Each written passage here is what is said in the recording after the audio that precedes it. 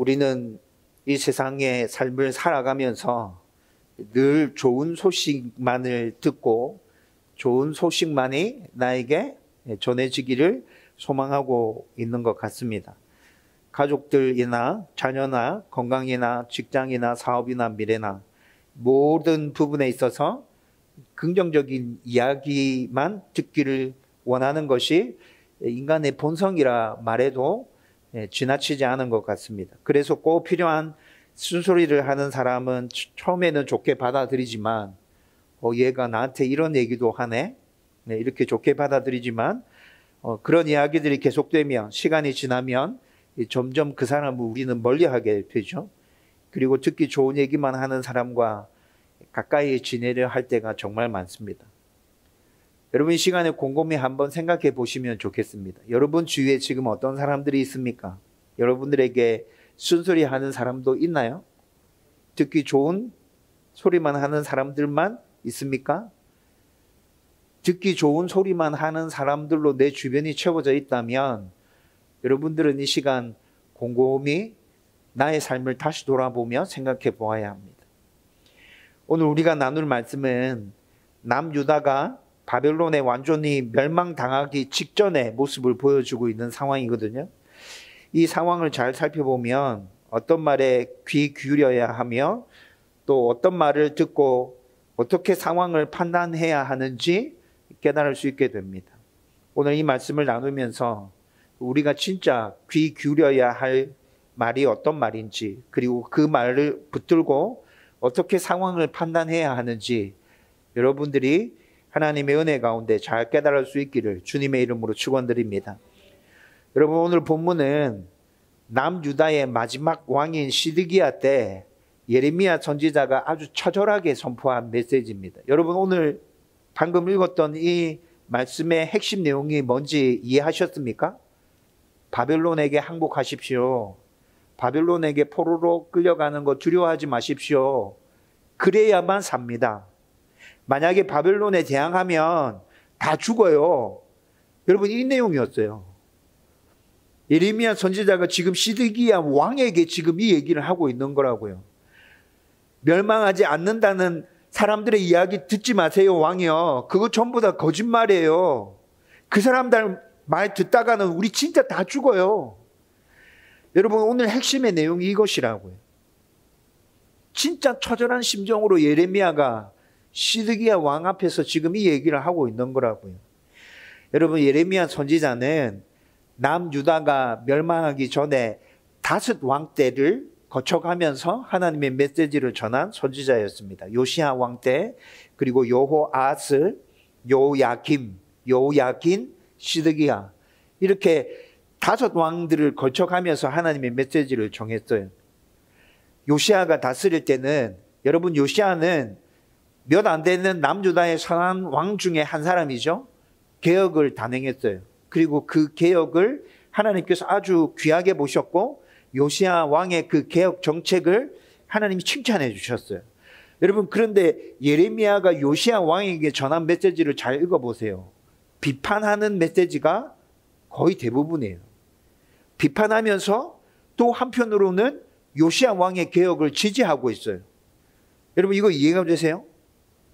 예레미야는 요시야 왕 때 선포한 메시지 전체를 쭉 다 읽어보면 더 잘하라는 의미에서 한편으로는 비판하면서 또 한편으로는 그의 개혁을 지지하고 있었던 것이죠.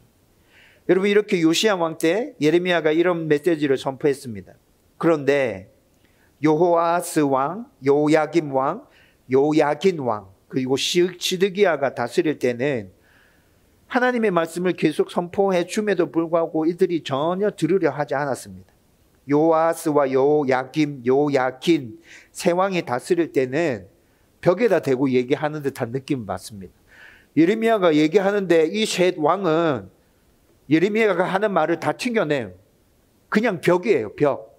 시드기야 왕 때 예레미야 메시지를 잘 살펴보면 시드기야 왕은 듣는 듯 합니다. 듣는 듯 하는데 속이의 경읽기. 여러분 이거 아세요? 한 귀로 들어갔다가 그냥 한 귀로 쑥 빠져나가 버리는 시드기야 왕은 지금 하나님의 메시지를 이렇게 받고 있다고요. 여러분, 요아스 왕부터 시드기야까지 4명의 왕들, 여러분, 이 4명의 왕들이 남유다가 지금 멸망하는 상황에 처해 있음에도 불구하고 예레미야가 전해주는 하나님의 말씀에 대해서 왜 이렇게 반응하고 있는 걸까요? 왜 이렇게 반응하느냐? 이때 이 당시에 남유다는, 바빌론에게 멸망하기 직전의 남유다는 거짓 선지자들이 아주 활발하게 활동하고 있는 시기였습니다. 요아스 왕부터 시드기야 왕까지 눈에 보이는 상황이 아주 어려웠지만 듣기 좋은 말에만 귀를 기울이고 있는 거예요. 그 듣기 좋은 말이 사실인지 거짓인지 포장된 것인지 그건 별로 중요하지 않아요. 왜냐하면 이미 상황이 너무 어려워요. 그 상황을 바라보고 있는 것만 해도 너무 어려운 상황인데, 그 어려운 상황을 견디기 위해서는 누군가가 귀에 듣기 좋은 소리를 들려주는 거, 그게 사실인 듯 양 믿어야 이들이 견딜 수 있는 그런 처절한 상황 가운데 처해 있다는 것이죠. 여러분, 그래서 확인하지도 않습니다. 그냥 듣기 좋은 소리 들려주는 사람들의 이야기만 계속 듣고 있는 것이죠. 사실을 직시하고 싶지 않은 거예요. 그래서 결국 남유다는 수많은 참 선지자가 끊임없이 하나님의 말씀을 선포해 주었음에도 불구하고 시드기야 왕을 끝으로 해서 바벨론에 의해 멸망당하고 맙니다. 여러분, 여기서 우리는 거짓 선지자들의 특징을 한번 살펴볼 필요가 있습니다. 왜냐하면 예나 지금이나 거짓말하고 사기치는 사람들은 주로 듣기 좋은 말을 하면서 접근하죠. 그리고 또 다른 특징은 서로를 이간질시키며 접근합니다. 이를 잘 알고 있다면 이간질시키는 말을 하는 사람들, 그리고 끊임없이 좋은 말만 계속하고 있는 사람들, 그 사람들이 내 주위에 있다면 우리는 그 사람들을 유심히 살펴보아야 합니다. 유심히 살펴본 후에 문제가 없다면 그냥 그 사람들이랑 계속해서 잘 지내면 됩니다. 그런데 뭔가 문제가 발견된다면 과감하게 그 사람들과의 관계도 정리할 필요가 있다는 것이죠. 때에 따라서는. 예레미야 시대의 거짓 예언자들의 모습이 딱 이랬습니다. 왕들과 백성들이 듣기 좋아하는 말, 절대 듣기 싫은 말은 하지 않아요. 듣기 좋은 말만 계속해서 하고 있는 것이죠. 여러분, 잘 생각해 보면 이들은 하나님의 분명한 말씀을 직접 하나님으로부터 전해 들은 적이 없어요. 하나님께서 거짓 선지자들에게 말씀해 주신 적이 없죠. 네, 단지 그들이 선포하고 있는 이 거짓 예언을 그냥 사실이라고 이들도 굳게 믿고 있을 뿐이에요. 자신들이 선포하는 것이 분명히 하나님의 말씀이 맞다 맹신하면서 백성들이 듣고 싶어 하는 그 말만 줄기차게 계속 내뱉고 있는 것이죠. 여러분, 거짓 선지자들이 했던 그 구체적인 메시지들을 쭉 살펴보면 평안을 계속 외치고 있습니다. 평안하다, 평안하다, 문제없다. 평안을 계속 외치면서 실제로 다가오고 있는 심판에 대해서는 단 한마디도 내뱉지 않습니다. 흘러가는 상황을 유심히 살펴보면 뭔가 심상치 않은 일들이 지금 벌어지고 있다는 것이 분명히 보여요. 그런데 평안만 계속 외치면서 심판에 대해서는 단 한마디도 내뱉지 않는다는 것이죠. 예루살렘은 하나님이 거하시는 성전이기 때문에, 성전이 있는 곳이기 때문에 절대 망하지 않아. 예레미야가 지금 예루살렘이 망한다고 선포하고 있지? 거짓말이야. 절대 망하지 않아. 하나님이 거하시는 성전이 있는 예루살렘이 어떻게 망해? 거짓 선지자들의 메시지입니다. 요야김 때부터 이미 바벨론의 포로로 잡혀간 사람들이 있었습니다. 여호야김 왕도 바벨론의 포로로 잡혀갔다가 3년쯤 포로 생활하다가 다시 이스라엘 남유다로 돌아왔거든요. 네, 그런 상황이에요. 여호야김 왕이 포로로 잡혀갈 때 같이 끌려갔던 사람 중에 우리가 잘 알고 있는 다니엘이 포함되어 있습니다. 여호야김 왕 때 이미 포로로 끌려가기 시작했다고요. 그런데 그때 이미 포로로 끌려간 사람들이 있는데 성전의 기구들이 그때 이미 바빌론에 옮겨진 것들이 꽤 많은데 거짓 선지자들은 포로로 잡혀갔던 그들이 다시 돌아오게 될 거라고, 성전의 기구들이 다시 돌아오게 될 거라고 예언하고 있습니다. 더 이상 하나님의 심판은 이제 없어. 여호야김 왕 때 포로로 잡혀간 거, 그리고 여호야긴도 지금 현재 포로로 잡혀가 있는 상황입니다. 그런데 더 이상 이런 침략은 일어나지 않아. 하나님의 심판은 더 이상 일어나지 않아. 하나님은 절대로 유다를 버리시지 않아. 거짓 선지자들의 메시지입니다. 백성들은 회개하지 않고 계속 죄를 범하고 있습니다. 하나님께 돌이키려 하는 모습이 전혀 나타나지 않습니다. 그런데 하나님의 복이 풍성히 임할 거라고 계속해서 선포합니다. 하나님은 우리를 당신의 백성으로 삼으셨잖아.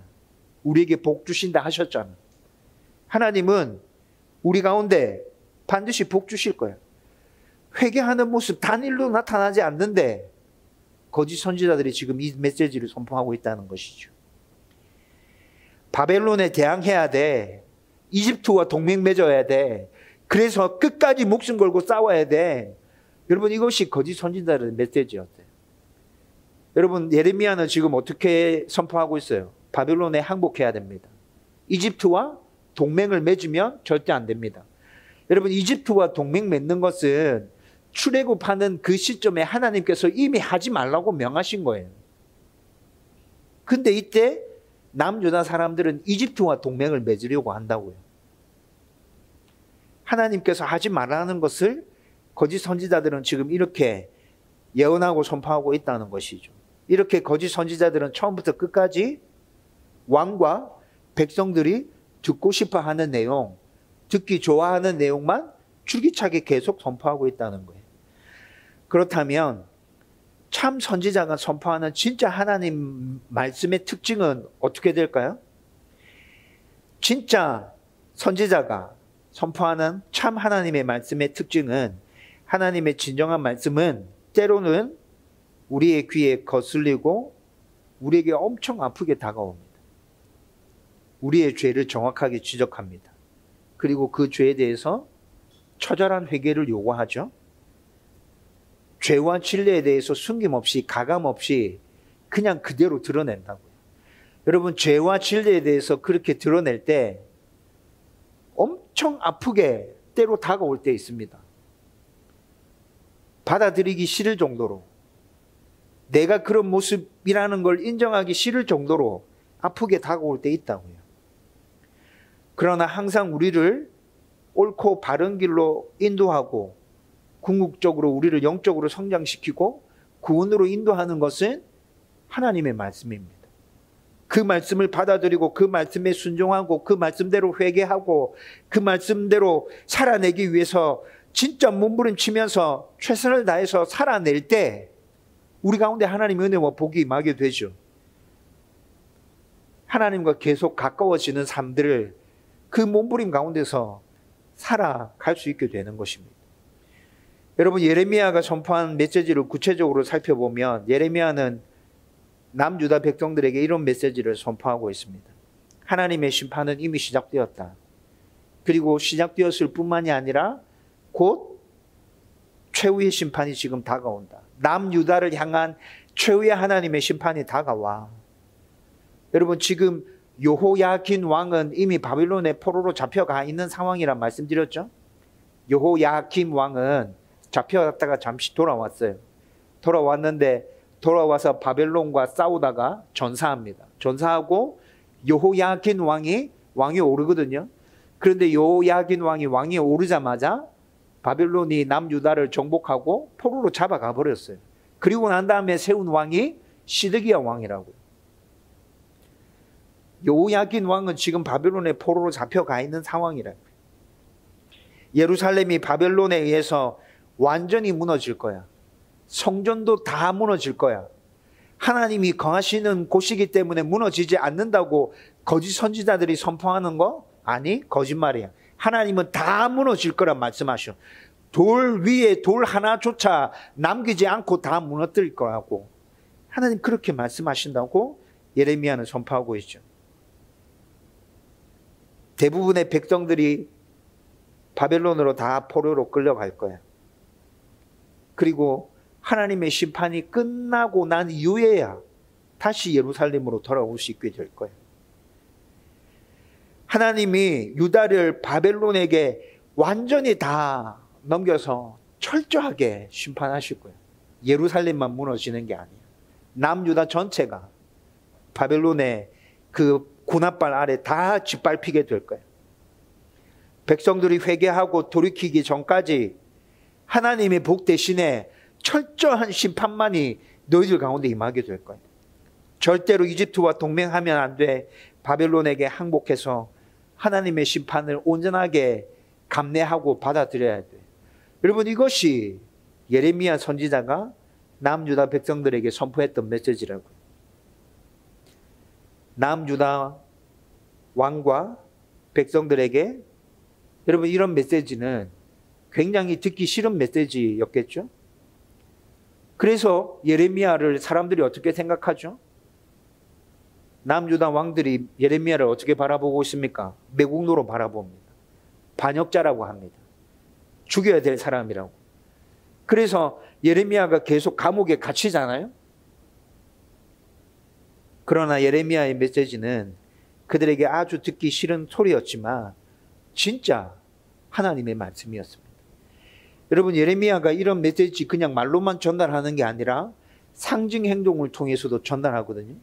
여러분, 예레미야가 이 메시지를 선포하면서, 이런 메시지를 선포하면서 보여줬던 상징 행동 몇 가지를 말씀드리면, 밧줄을 요단 강가 강변에다가 파묻죠. 그리고 세월이 좀 지나고 난 다음에 그 썩어 문드러진 밧줄을 파냅니다. 그리고 그것들을 들고 다니면서 사람들에게 보여줍니다. 여러분, 이 상징 메시지는 이스라엘 죄악이 이미 썩어 문드러져서 그 죄가 이스라엘 온 백성들, 남유다 백성들을 썩어 문드러지게 만들어서 썩은 밧줄, 아무 쓸모없는 밧줄처럼 하나님의 심판 말고는 그들이 다시 회복할 수 있는 길이 없다는 걸 보여주는 상징 메시지였어요. 자신의 몸을 동아줄로 꽁꽁 묶고 목에다가 줄을 묶고 길거리를 돌아다녔어요. 이 상징 메시지는 바벨론에게 포로로 잡혀간다. 포로로 잡혀갔다가 하나님의 심판이 끝나야 우리는 다시 돌아올 수 있게 된다. 라는 메시지를 그러한 상징 행동을 통해서 강력하게 그들에게 선포했던 것이죠. 그리고 이것뿐만이 아니라 하나님께서 이스라엘 백성들, 남유다 백성들을 회복시킬 것에 대한 메시지도 예레미야에게 선포하라 말씀하시는데, 아나돗에 있는 땅을 돈을 주고 다시 삽니다. 포로로 잡혀가기 전에. 이 상징 행동의 메시지는 뭐예요? 하나님의 심판이 끝나고 나면 다시 이 땅으로 돌아오게 될 거예요. 밭을 다시 사는 그 모습을 통해서 예레미야는 이런 메시지들을 선포했다고. 말뿐만이 아니라 이렇게 상징 행동에 따라 붙으면서 그가 선포하는 메시지는 하나님께서 남유다 백성들에게 주신 분명한 메시지라는 것이 확연하게 딱 드러나고 있어요. 당장은 듣기 싫고 매우 아프게 다가오지만 그 말씀에 순종해야 남유다 백성들에게 하나님의 은혜가 다시 임하고 회복할 수 있는 기회가 주어지는 것이라고요. 그런데 진짜 하나님의 메시지는, 하나님의 말씀은 모든 시대, 모든 대상에게 다 이렇게 주어집니다. 정확하고 분명한 진리의 말씀. 우리의 죄를 정확하게 지적하고 회개를 요구하고 돌이키지 않는 자들에게 매를 들어서라도 돌이키게 만들고 뉘우치게 만드는, 그래서 때로 그 메시지가 엄청 아프게 다가오지만 그 메시지에 순종할 때 비로소 회복되어지고 하나님의 은혜가 우리 가운데 다시 임하는 그런 말씀이 우리 가운데 주어진다는 것이죠. 여러분, 그런데 그런 말씀에 대해서 귀를 닫아버리면 저와 여러분들도 남유다 백성들처럼 다시 회복할 수 있는, 다시 살아날 수 있는, 다시 하나님의 은혜 가운데 거할 수 있는 기회를 그냥 우리의 발로 걷어차버리는 것이나 매 한 가지입니다. 여러분, 그렇다면 지금 성도로 살고 있는 우리가 하나님 말씀을 올바르게 분별하기 위해서 어떻게 하면 될까요? 거짓 메시지인지 진짜 참 하나님의 메시지인지 어떻게 분별하면 됩니까? 여러분, 이 시대에도 이단들이 들끓고 있잖아요. 그래서 거짓 메시지인지 참 메시지인지 잘 분별해야 합니다. 그냥 멍하니 있다가는 사람들이 얘기하는 성경 말씀을 다 하나님의 말씀으로 받아들이고 있다가는 저와 여러분들이 이상한 쪽으로 흘러가 버리게 된다고요. 이단만 그렇습니까? 아니요. 교회 안에도 이상한 신학들이 존재하고 있습니다. 번영신학이 있고요. 기복신앙이 있다고요. 여러분, 번영신학과 기복신앙은 잘못된 것이에요. 여러분, 이거 붙들고 신앙생활을 하고 있다면 여러분들은 온전한 하나님의 은혜를 깊이 있게 경험할 수 없습니다. 여러분, 번영신학이 뭐예요? 기복신앙이 뭐죠? 예수 믿으면 그냥 무조건 잘 되고 복 받는다. 예수 믿으면 하나님이 무조건 은혜 주셔. 여러분, 그런가요? 아니죠. 예수 믿어도 힘들고 어려운 일들이 있어요. 예수 믿는다고 해서 하나님께서 만사형통으로 우리를 인도해 주시는 게 아닙니다. 예수 믿어도 다른 사람들과 똑같이 우리도 이 세상에서 우리의 삶을, 나의 삶을 살아가야 되고 그 삶 앞에는 힘들고 어려운 일들이 늘 존재하고 있다고요. 말씀을 붙들고 하나하나 그 힘들고 어려운 문제를 이겨나갈 때 우리 가운데 하나님의 은혜가 임하고 또 성숙해지고 자라나는 것이지, 그냥 그런 과정들 없이 무조건 하나님 은혜 주시고 복 주시는 게 아니잖아요. 그런데 교회 안에 기복신앙을 외치는 목사들이 얼마나 많은지 모릅니다. 그 기복신앙에 발판을 두고 기초를 두고 신앙생활을 하고 있는 성도들이 얼마나 많습니까?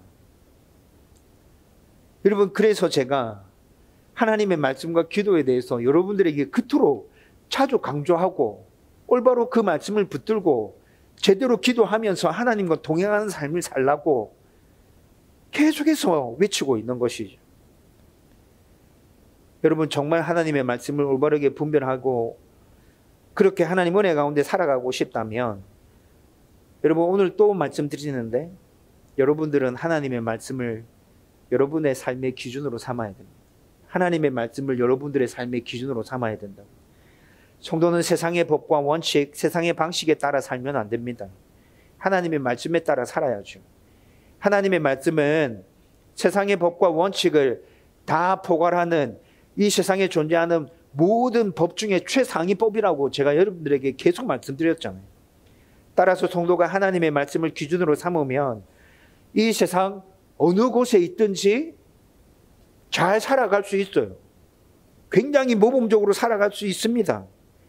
하나님 말씀에 따라 사는 것은 세상에 전혀 맞지 않고 바보 같은 삶이야 라고 끊임없이 말하는 것, 여러분, 그 말들에 대해서 여러분들은 귀를 닫아야 됩니다. 여러분, 그것이 거짓 메시지라고요. 여러분, 이 거짓 메시지의 출발점이 어디입니까? 사탄입니다. 여러분, 이 거짓 메시지의 출발점이 사탄이라고요.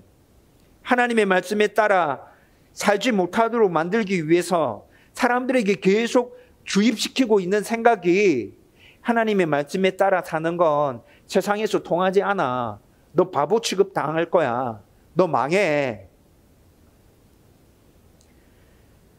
여러분, 이것이 사탄의 전략이지 않습니까? 하나님의 말씀에 따라 사는 삶이 제일 복되고 평안하고 형통한 삶입니다. 하나님의 말씀이 기준임을 여러분들 자신에게 선포하십시오. 하나님의 말씀이 내 삶의 기준이야. 세상의 방식은 아니야. 여러분 자신에게 그렇게 선포하고 여러분 주위에 있는 사람들에게 하나님의 말씀을 기준 삼아 살아가는 삶의 모습을 보여주십시오. 그리고 그렇게 하나님의 말씀을 삶의 기준으로 삼았다면, 삶의 기준으로 삼고 싶다면 늘 말씀을 읽고 듣고 묵상하고 암송하고 공부해야 합니다.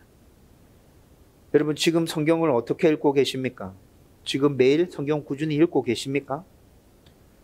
저는 지금 쉬운 성경으로 성경을 읽어가고 있습니다. 올해 4번째 성경 읽고 있는 겁니다. 쉬운 성경으로 지금 거의 반을 읽었는데, 쉬운 성경 끝나면 멧돼지 성경으로 올해 5번째 성경을 읽을 겁니다. 근데 올해가 끝나기 전에 5번 다 읽지는 못할 것 같습니다. 여러분, 꾸준히 성경을 읽어야 됩니다.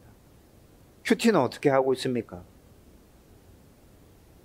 우리 지난 여름에 큐티 훈련을 같이 받았죠.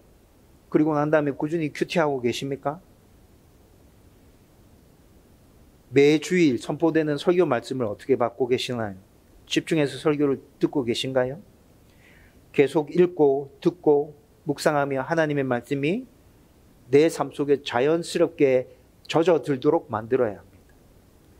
여러분, 그렇게 말씀이 내 삶 속에 자연스럽게 젖어들면, 그리고 난 후에는 성경적으로 젖어들은 그 말씀을 가지고 생각해야죠. 내 삶이 말씀으로 젖어 있다면 성경적으로 생각하는 충분한 준비가 끝난 거예요.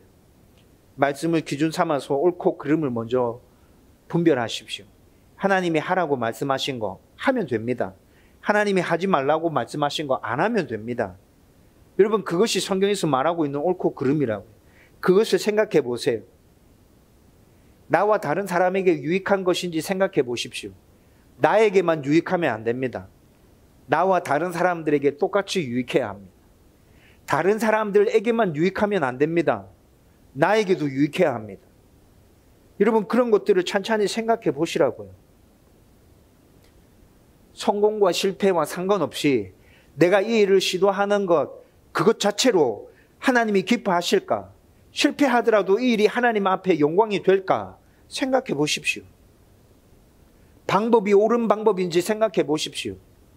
그런 생각을 거치고 난 다음에 아무 문제가 없다면 하나님의 뜻임을 확신하고 그 일을 하시라고요. 선택하시라고요. 결정하시라고요. 순종하시라고요. 여러분, 이렇게 하는 것이 성경적인 사고라고요. 모든 답을 하나님께 다 구하지 말고 이미 주어져 있는 성경 말씀을, 내 삶의 기준인 이 말씀을 기준으로 해서 그렇게 생각해서 하나님의 뜻을 하나하나 이루어 가십시오.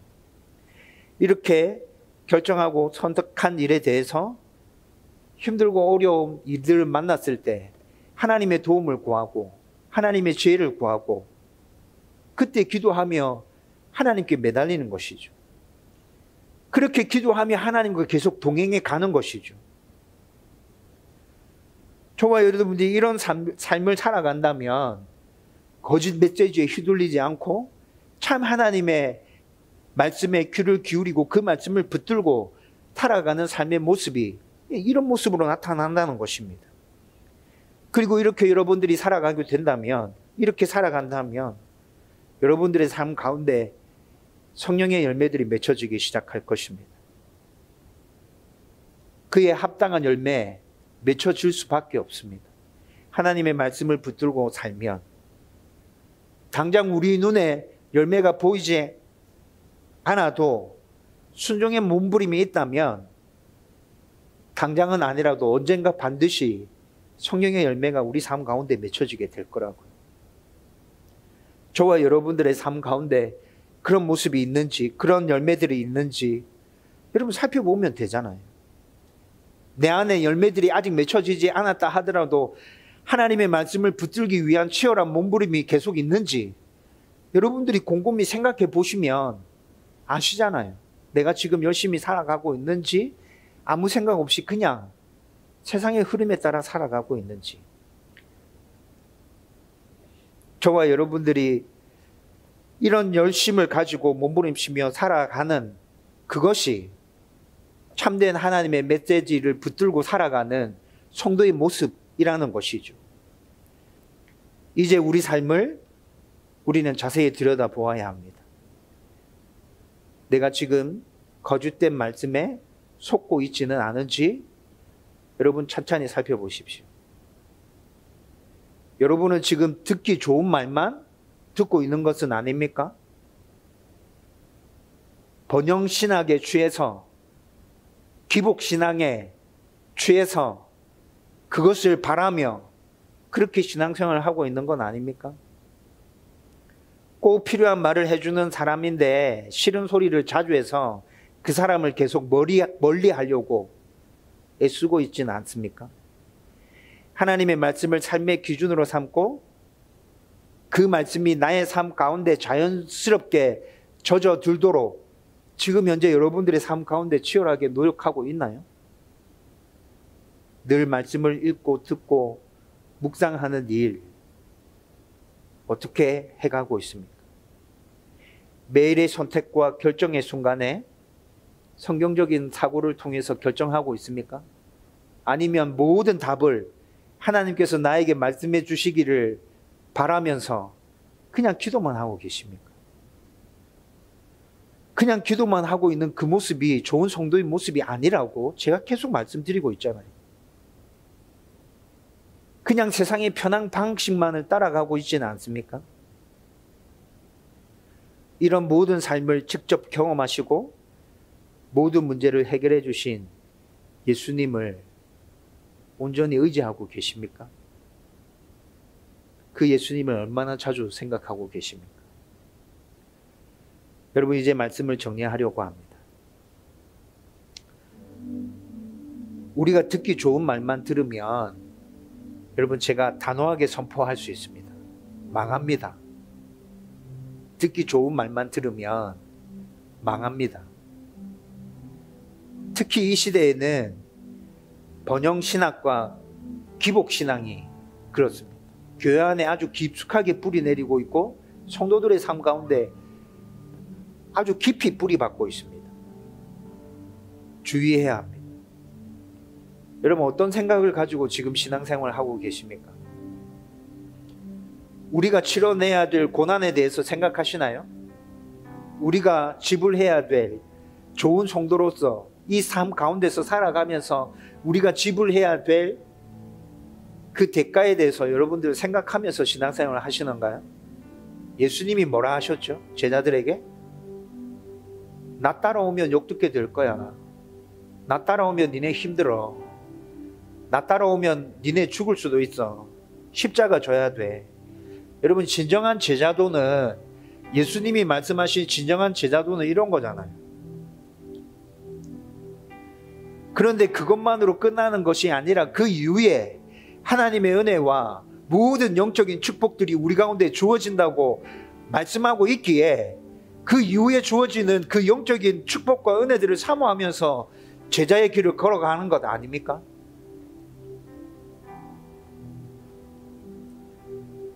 여러분들의 자신을 곰곰이 다시 되돌아보면서 나는 어떤 메시지에 귀를 기울이고 있는지 잘 살펴보십시오.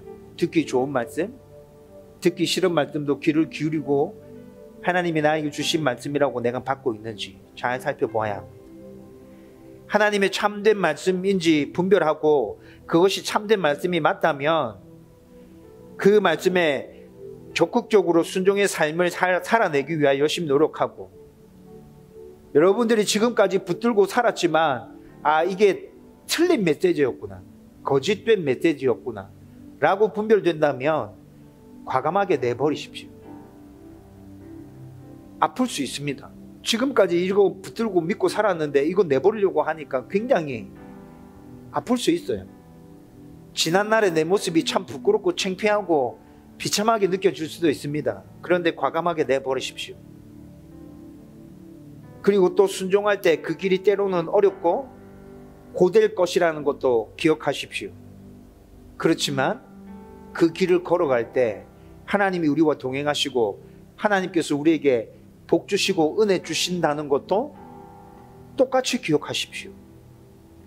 하나님은 우리가 진리의 말씀 위에 굳게 서서 그 말씀대로 살아가기를 지금도 간절히 바라고 계십니다. 응원하고 계십니다. 그리고 이미 그런 삶을 완벽하게 사셨던 예수님이 우리를 도와주신다고 말씀하잖아요. 이미 그 삶을 완벽하게 사셨던 그 예수님이 우리를 도와주신다고 지금도 우리를 붙들고 우리 곁에 와 계시지 않습니까? 저와 여러분들이 그토록 바라는 진정한 복이 바로 이런 삶 가운데 있습니다. 이 믿음을 가지고 날마다 하나님의 말씀을 잘 분별해서 성도답게 하나님의 영광을 드러내며 살아갈 수 있기를 주님의 이름으로 축원드립니다.